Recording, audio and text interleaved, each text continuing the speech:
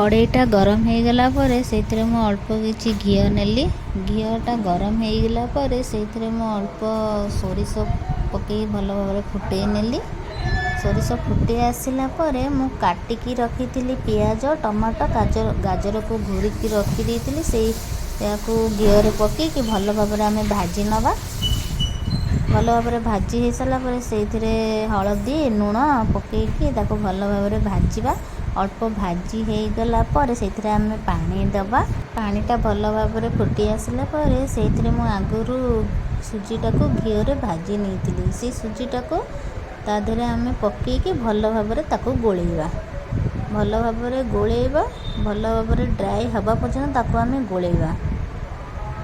देखो ये जितेबाला हो आम गोटे बाउल रे आम काढ़ी नवा। बर्तमान आमर सुजी प्रस्तुत हो जाइए।